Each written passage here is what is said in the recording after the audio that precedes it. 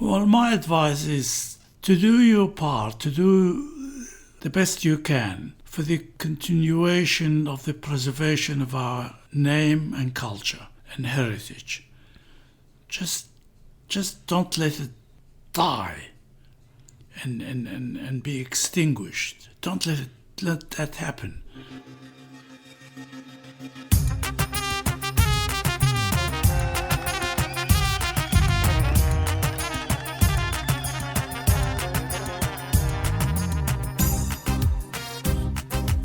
G'day and Shalom Alochon. My name is Ninos Kenna, and this week in episode 158, we have a chat with someone I could only describe as an intergenerational legend of the Assyrian community in Australia. Arriving in Sydney in the early 60s, our guest has tirelessly worked for the betterment and welfare of the Assyrian community in Australia. Whether it be teaching our mother tongue, which he has done since 1974, whether it be running an Assyrian language radio program, which he has been involved in since 1976, or translating important government announcements in Assyrian, including during the recent COVID-19 lockdowns and pandemic. This is something he is still involved with to this day. And this was on top of his accounting day job. Now in his mid-80s, Philimon Darmo still translates to this day, gaining wider recognition when the Sydney Morning Herald, which is Sydney's major broadsheet newspaper, interviewed him earlier this year. Philimon tells us how he really enjoys what he does, enjoyment and a sense of value being what really drives him. There's a message for everyone in this episode. Older listeners can appreciate the importance of maintaining an active mind. Volunteers can appreciate the importance of purpose, and passionate Assyrians can appreciate the importance of language. Now, on the topic of language, Apple and Android both support Assyrian keyboards. Do yourself a favour and install it today. Go and text your mum and ask her what she's cooking tonight. Now, if you don't feel like bom yodozah, text your friend for pizza in Assyrian. You know, it's this casual use of our language on our phones that really excited Philimon, despite all his years of working for the community, and it instilled hope that our beautiful language will continue to survive. Enjoy a chat with Philimon on a pleasant spring Sunday afternoon in his charming brick home, drinking tea to a soundtrack of birdsong, a cuckoo clock, and a nearby airstrip. Enjoy.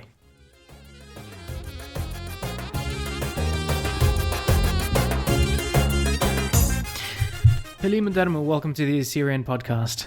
It's a pleasure to be with you, Ninos. Philimon, I actually I've known you for a very, very long time through our family's involvement in the Assyrian Australian Association. But I noticed an article about you in the Sydney Morning Herald quite recently about some of the work you've been doing in the community. Translation work. Yes. Yeah. How did you come about in the radar of and just to explain, or could you explain some of the translation work that you're doing? Well, I've been doing translation work ever since I got involved in running the Assyrian radio program on the SBS radio, and this goes back to 1976. I used to translate the national and the international news for the program, but at the same time I used to translate all the information about the Australian way of life. So that's when my translation experiences started in 1976. This was working for the state broadcaster, was it? The state broadcaster, which is called SBS, Special Broadcasting Service. When we started, it wasn't called SBS Radio, it was called 2EA Radio. EA stood for Ethnic Australia. Okay. And you would basically broadcast the news? Well, we had... initially we started with 2 half-hour programs per week, and then later we got 2 hours a week. So the news everything on the program was in the Assyrian language, but the news was prepared by the station staff themselves, and we had to only broadcast whatever the newsroom had prepared for us. So it was quite scripted, but you just had to translate. I just had to translate it into simple, understandable Assyrian language. Yeah, that's great. And that was back in the 70s, and since then you've been translating COVID messages. Well, then in the 1990s and early 2000s, the state and the federal governments got interested a lot in this multiculturalism in Australia. So they wanted a lot of government information and government policies translated into various languages. But initially, it was they were only interested in the major languages like the Italian language, the Greek language, Chinese, Arabic. And that's how SBS radio started. They started with 8 major languages. And SBS radio started in 1975. And as soon as it started, your uncle U.O.2 McKenna was the president of the Assyrian Australian Association. And he wrote a letter to the government, congratulating the government for starting this service, but telling them that we too had a language, and we wanted a slot in our language. That SBS, well, in those days it was 2EA. 2EA should not be just for the major languages. It should also cater for small languages, for small communities like ours. And within a year, we got a slot. We got a slot on 2EA radio. It was a 1 hour slot each week? No, initially it was 2 half hours. Okay. Because they didn't even have a proper studios in those days. They used to pre-record the programs at private studios and broadcast them on another radio station. And it took a few years until they actually established their own studios and their own structure. They enacted a special act called the Special Broadcasting Service Act. Mm-hmm. Yeah. And today they have these really fancy studios near the city. Oh, yeah. Today, in those days it was only radio. Yeah. But then they branched out into TV as well. Mm. Nowadays it's there all over the place. That's great.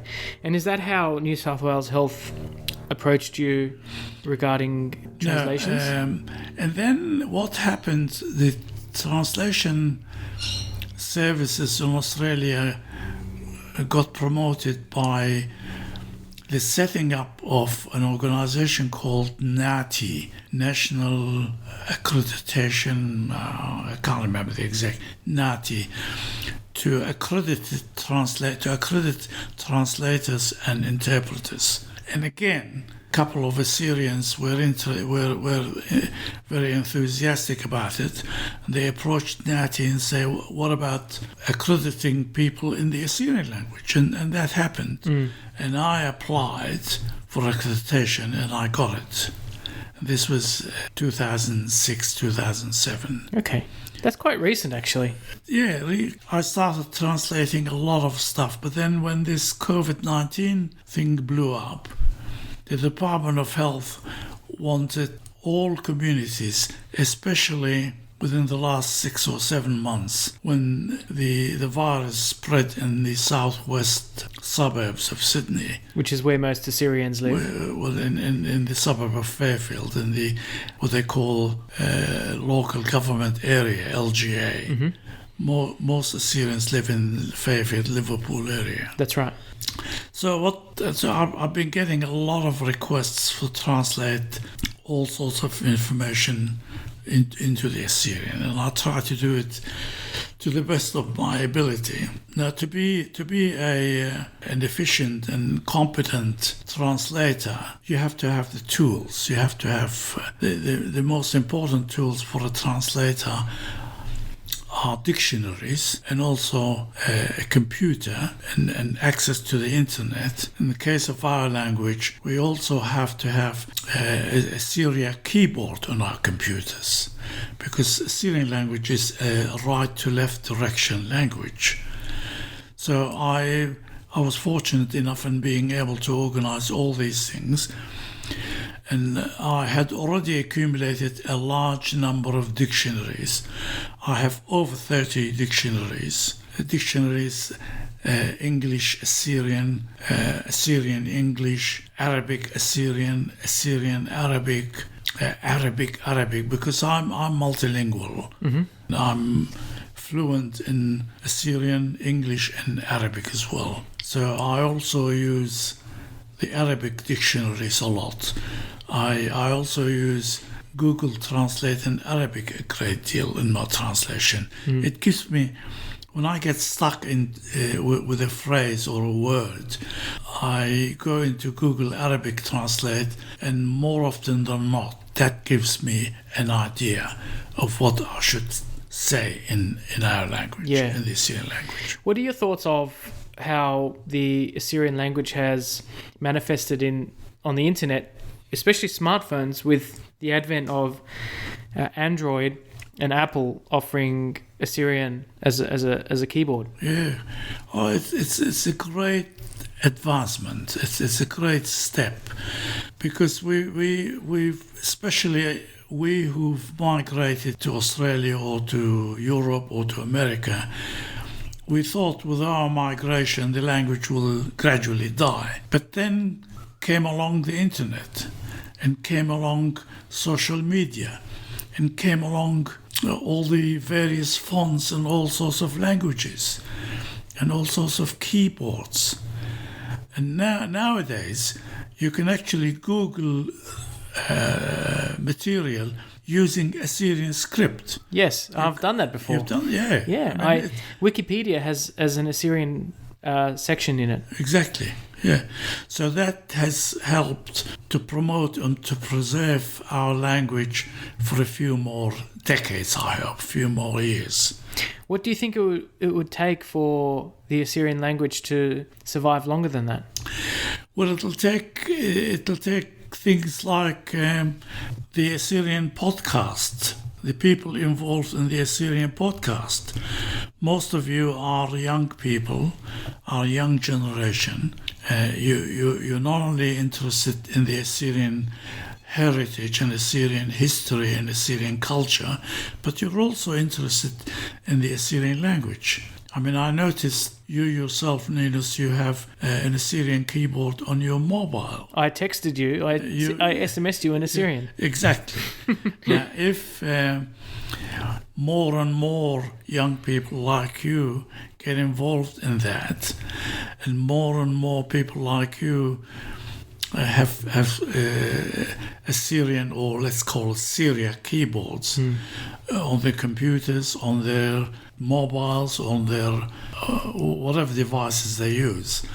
And also, if you go into the internet nowadays and Google, how do I learn the Assyrian language, there are dozens of ways people can learn. So that gives me a lot of hope that our language will survive for a longer time. Is it about making the language functional in the sense that casual? So, for example, I sent you an SMS in Assyrian.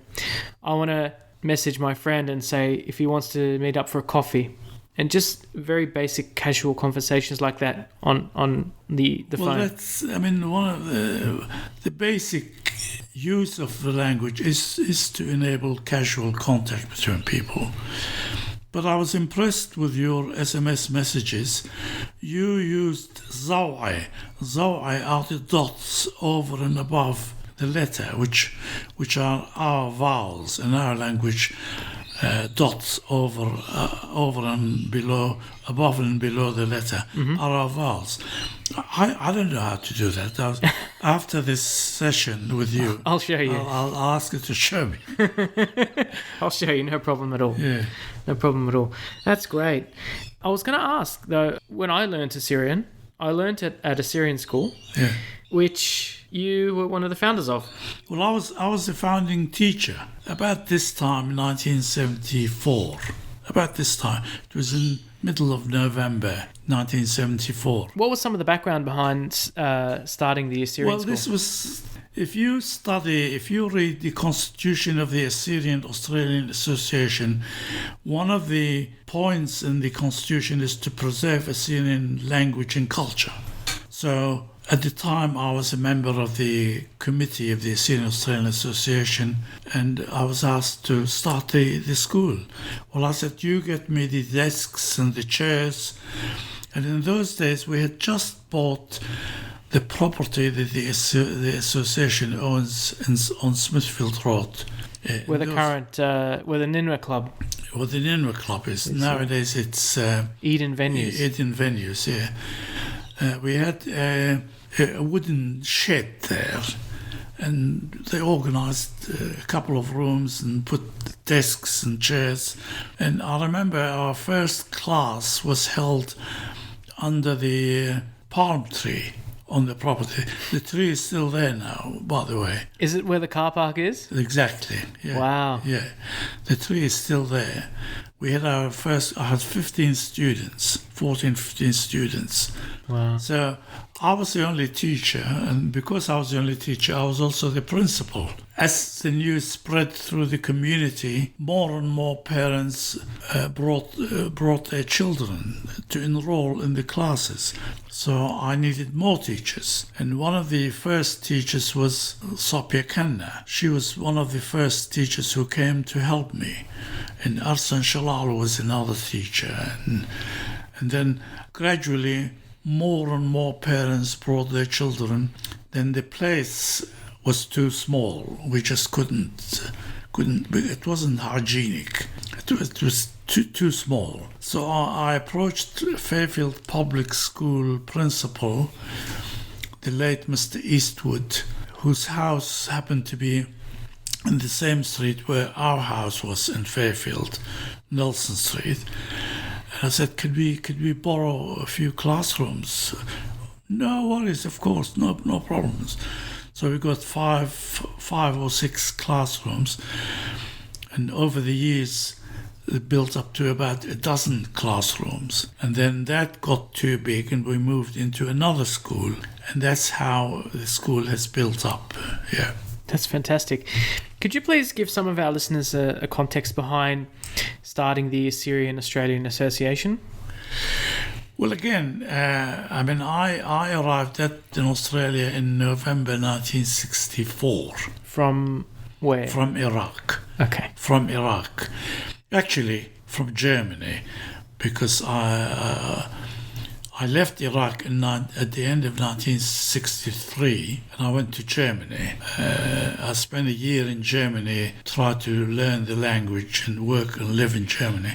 And then, as they say in our language,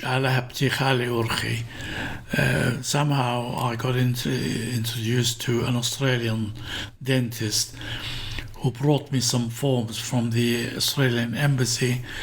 I completed the forms and they accepted me. So I came in 19... Who was that dentist? Do you remember? He was an Australian dentist. I can't remember his name. Sure. Yeah. So when I came in November 1964, I actually stayed with your uncle, Yo2 McKenna, and his wife, Sapia. I stayed there for about a week. Was this in Paddington? In Paddington, yes. They had a house in Paddington. Not a house. What was it called? Terrace. Terrace, that's right. Yeah. And in those days, there were about less than half a dozen families, Assyrian families. There were another 20-odd single people like myself. And we used to get together, especially people like your uncle, Yo2 McKenna, having come from Kirkuk. He was very active in the Assyrian community in Kirkuk. And he said, we better start something here. And that's how it happened. Were you from Kirkuk as well?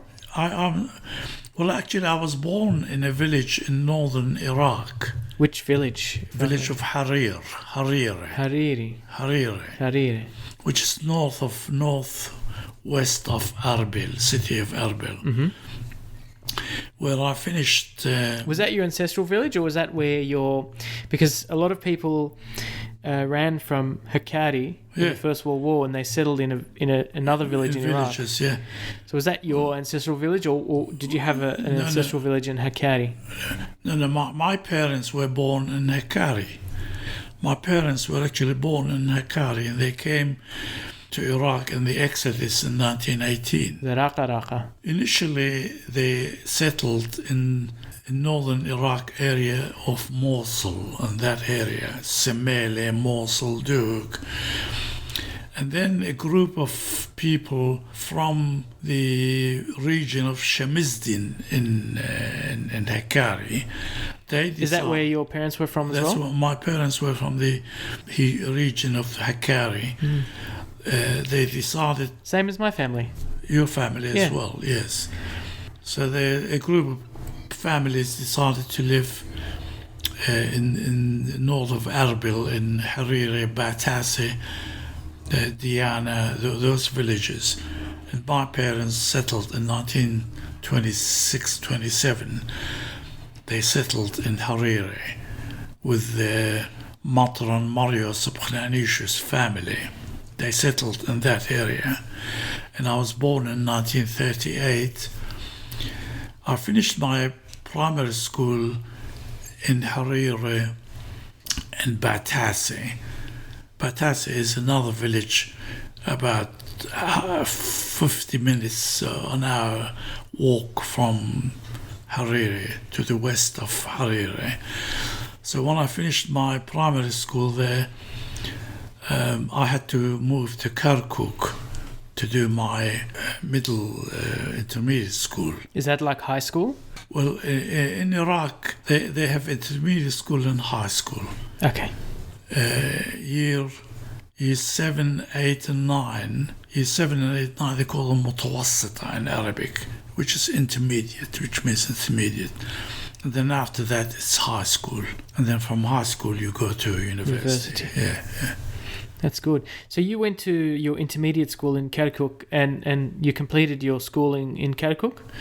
Well, I enrolled in an intermediate school in Kirkuk in 51. I finished year 1 intermediate, and I finished year 2 intermediate. And then the Iraqi company, which Is this was the called IPC? The IPC, Iraqi Petroleum Company, Iraq Petroleum Company, they set up a training center called Industrial Training Center. My people said, why don't you apply for the training center? They took 60 students every year, 60 students. I mean, 600 people applied, and they only selected 50 students. And I was fortunate to be one of those 50 students. Was it selected by aptitude test? Aptitude, and also who you knew. Wasta, exactly. But in my case, I didn't have any wasta, so it must have been aptitude. Yes. Yeah. So I started there. So I left my intermediate school, متوسط الغربية, in September 1953, and I started Industrial Training Center in 1953. 5-year apprenticeship. So I spent 5 years in the Industrial Training Center. After a year and a half, they wanted us to decide what you want to specialize in: engineering, electrical engineering, mechanical engineering, or commerce, accountancy. And I selected commerce, accountancy. So then I specialized in accountancy, bookkeeping, accountancy. And I finished it in 1958. Then I had to go into the army to do my military service. But because I was a graduate of an industrial training center, the Iraqi government accepted graduates of the IPC Industrial Training Center as graduates of high school. So I went into the officers' college. I wasn't an ordinary soldier, normal soldier. Okay. Then while I was there, somehow the IPC decided to send me to the UK, to the United Kingdom. That's interesting. They wouldn't do that to anybody. Well, they selected 3 or 4 people a year, and I was one of those that was selected to go and study accountancy, because the plan was that eventually Iraqis should replace all the non-Iraqi professionals in the oil company. So I was one of those selected. So I went to London, enrolled in a College of Commerce, which is the equivalent of TAFE here, Balham and Tooting College of Commerce.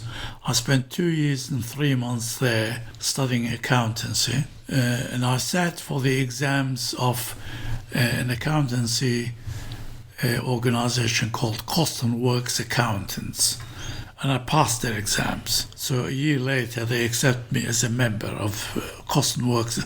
Now this is called Management Accountants. Fantastic. So I was there for 2 years and 3 months, and I returned to Iraq at the end of 1963.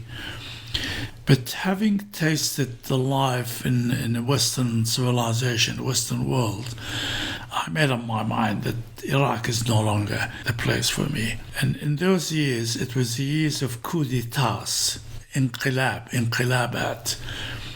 I mean, in 1958, they massacred the royal family and declared a republic.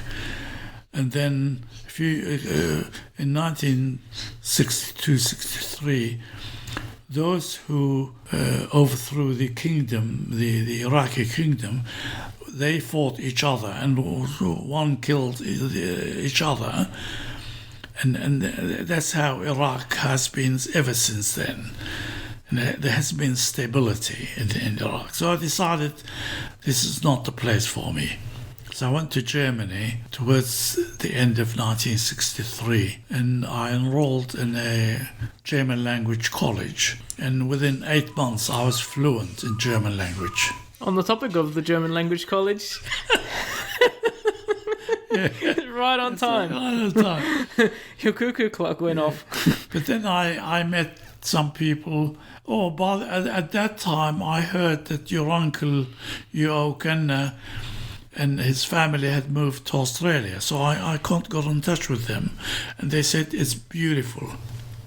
Australia is beautiful. So with the help of an Australian dentist, he got me some forms, and I filled them in. And then when I went, but you had other people talk to you about other countries, right? I mean, you knew Assyrians in the United States or no, nobody encouraged me to.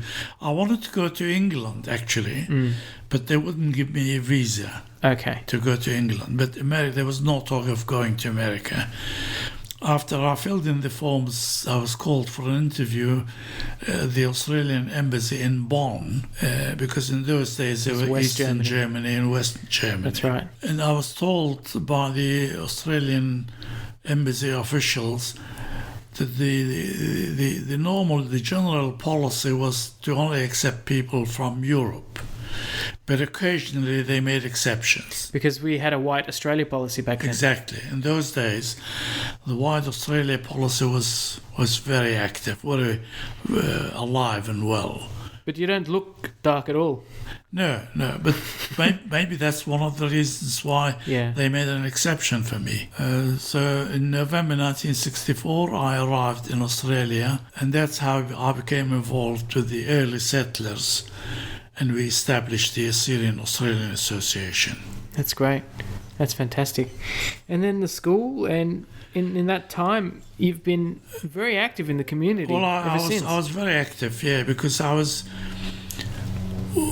Before I left Kirkuk to go to Germany, I tried to become involved in the Assyrian community in Kirkuk, but I was on the young side. In my early late teens, early 20s. But I learned a few lessons from them, and that's where I got this feeling of supporting our community. What were those lessons? Well, to become involved in preserving the culture, preserving the language, and preserving the culture is such a wide subject. It involves so many things. It actually includes preservation of the language. So I had already got that thing injected into me, that feeling, that love of the Assyrian community, the Assyrian entity. Would you translate it as Umtanayuta? You can call it Umtanayuta, yes. Yeah. Were there any other lessons you gained in Kirkuk when you were involved with the Assyrian community? Well, I was heavily involved in the Assyrian community, but also in the Assyrian church. I mean, every evening I would go to church we used to call them slaughtered Ramsha, the evening prayers, which lasted about half an hour, 45 minutes. So every evening I used to walk.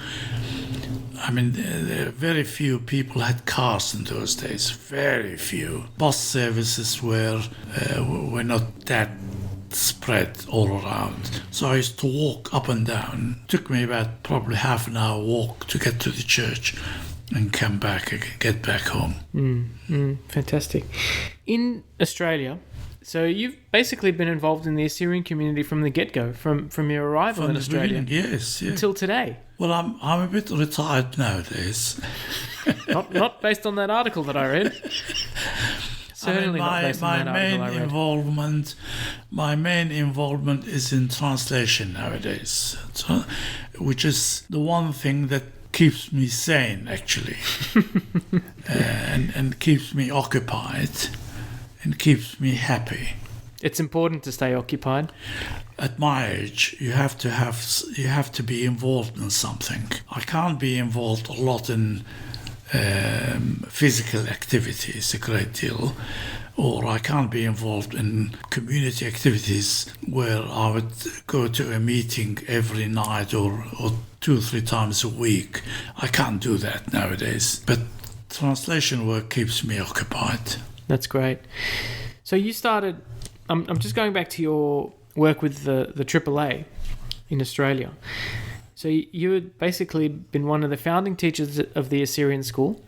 The founding teacher of the Assyrian school. Yeah. Was there any other involvement? You were an officer of the association? That's 1974. Mm-hmm. Then, 2 years later, came the radio. The radio, and that was a full-time job. Okay. That was because to translate when we had 2 half-hour programs a week, and the news were only broadcast in the first half hour, to translate 5 minutes of news, it took me maybe close to 2 hours, because it's not easy. You have to do so much research. That's where I referred to. The translator has to have the right tools, right equipment. The dictionary, the computer. The computer. And a bit of imagination? And enthusiasm. Enthusiasm. Because sometimes translation isn't black and white. Well, that's what the challenge is what keeps me going. I mean, I come across a term or a phrase. It's very challenging. I'll give you an example. Recently, in this COVID-19 flow of information, they have been using a lot of terms like LGAs of concern. Mm-hmm. Now, LGAs of concern. Now, as a translator, to translate LGAs of concern in Assyrian, it's challenging in Assyrian because the context is removed. Exactly. So the first thing you do is, we don't have acronyms in Assyrian. I mean, LGA, you have to translate it as local government areas. So you have to translate it, instead of one word, LGA, you have to translate it into local government areas. Then of concern. Now, you can one of the dangers or bad things about translation is when you word for word translation. And if you translate the word of concern literally word for word, it wouldn't make a sense. It wouldn't make sense at all. So then I said, well, what you end up translating is what you would want to tell your listeners in Assyrian, what meaning you want to convey to your readers in the Assyrian language. So what does LGAs of concern mean?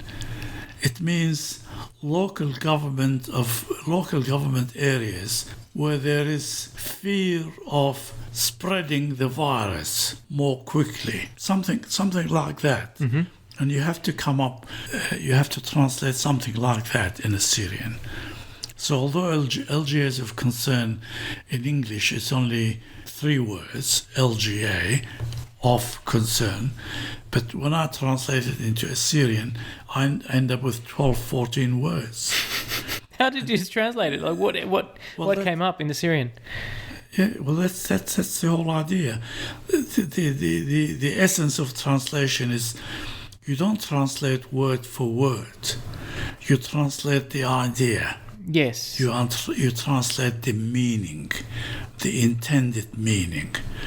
So the word of concern means there is fear, there is a worry, there's a fear that in this local government area, COVID-19 will be spreading more quickly or more widely. Could I ask what you ended up using for the word LGAs of concern? Well, that's it. Local government areas where there is fear of spreading of COVID-19. As in Assyrian? In Assyrian. Yeah, well, what did you say in Assyrian? Pinyati, I mean, it might be common language. Sure. Pinyati, that's areas. Yeah. Pinyati Sultana Mahallaya. Sultana means government. Local is Mahallaya. Eket itstuta min prestit it coronavirus. That's it. A lot of words. Yeah, but I hope... People got it. I hope that conveys the meaning, what it means. So that's the challenges that translator faces all the time. You must... Word-for-word translation may work in 5% of the time, but 95% of the time it doesn't work. Can I ask for your opinion on our script and how the script has appeared on Windows, on the computer?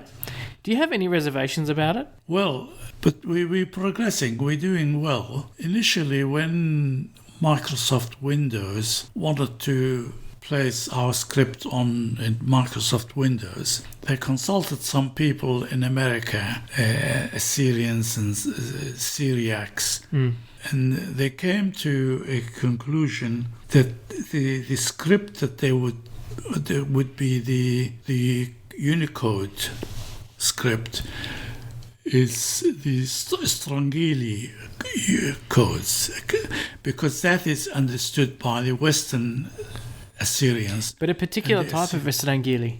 It's a particular font of Strangili that's the default. Yeah. And they're trying to improve it a lot. But what a lot of agencies I work for, what they do, they actually upload the PDF version of my translation onto the web, into the internet. And you'll type it in an Eastern font? I type that in Eastern fonts, and I've got 3 or 4 which are very good. They're very easily readable, and they upload the PDF version, and that solves the problem. But I believe our people in America are trying to improve the situation more as we go along. Because I receive feedback from people, when I send a text message in Assyrian, it's in Strangili. And particularly it's in more of a writing type of font of Strangili. It's not a block font. And it's a little bit hard for people to read. And they say, how do you read this? And I said, well, I just learned. I just figured it out. You have to learn, exactly. Yeah. The same way as you have learned, as I have learned, people have to learn.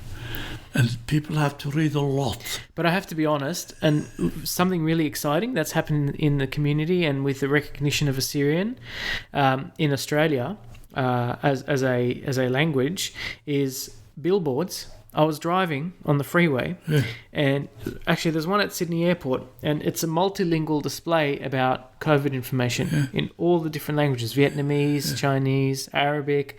Assyrian was there as well. There was a block in Assyrian, and it said "Push and Beta," but stay at home.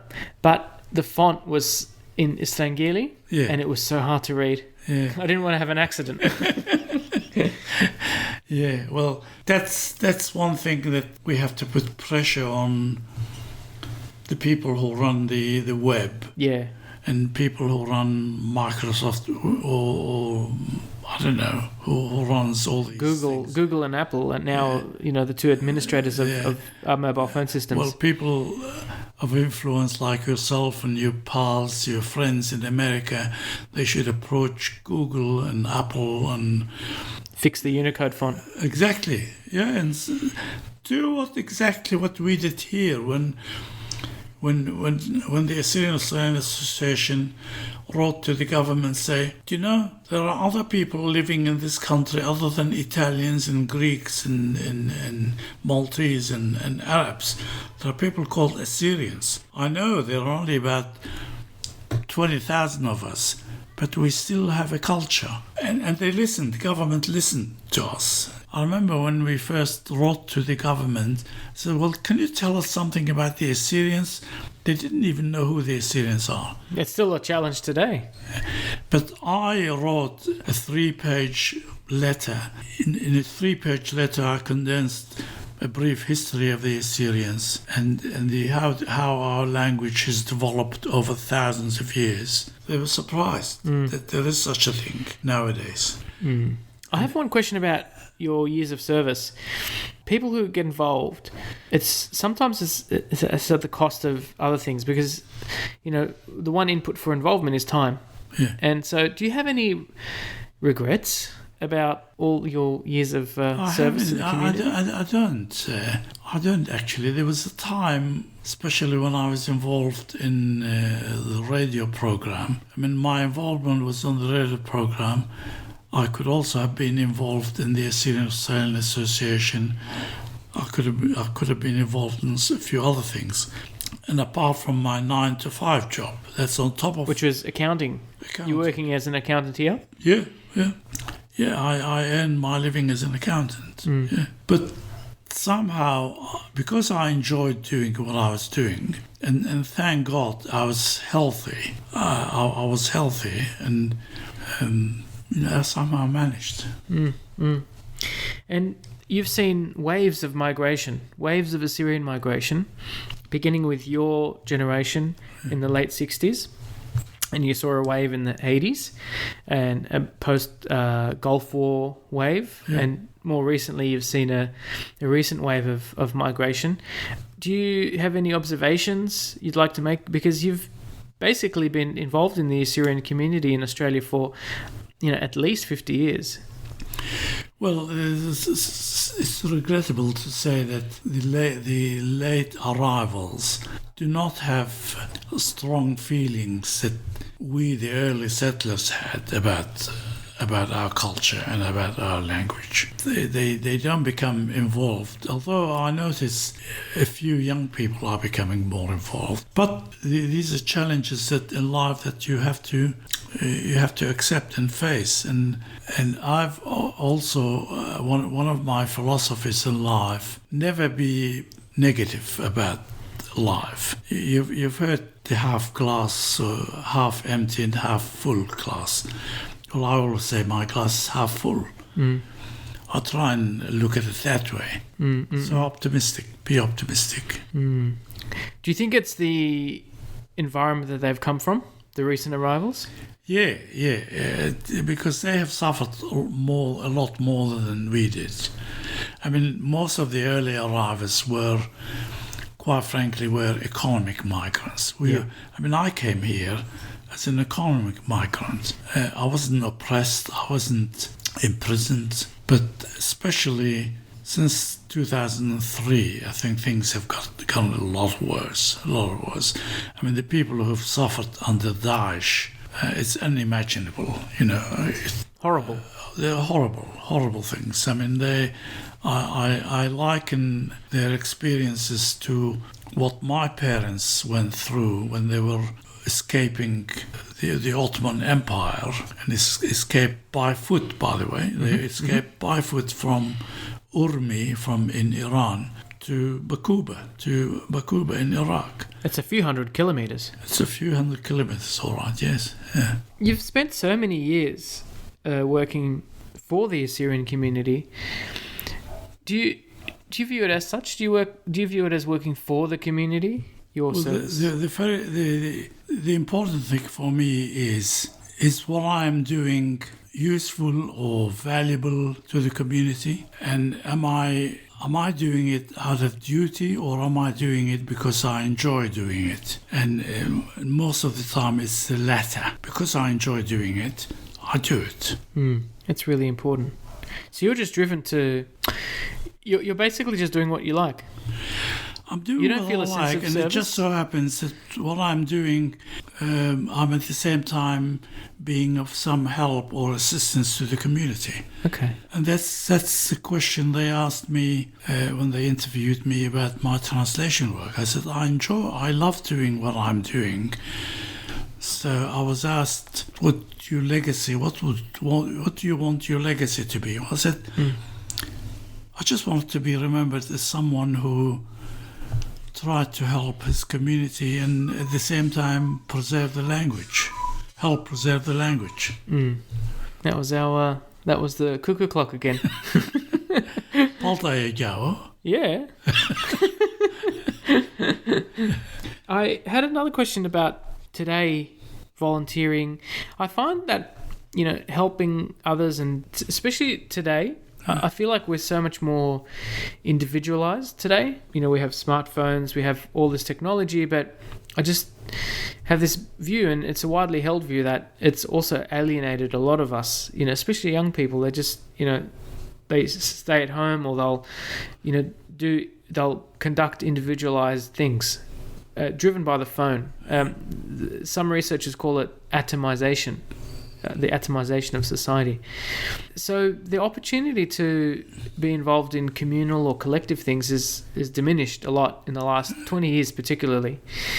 Do you have any advice on young people who might want to volunteer, or what advice would you give to young people to inspire them to want to volunteer and help others? Well, I would still advise people to volunteer, to be of value, to contribute to the well-being of the Assyrian community and of the community in general, but especially of the Assyrian community and the preservation of our culture and our language. My advice would be to be all community-oriented, not to do it in your own little corner by pressing a few buttons.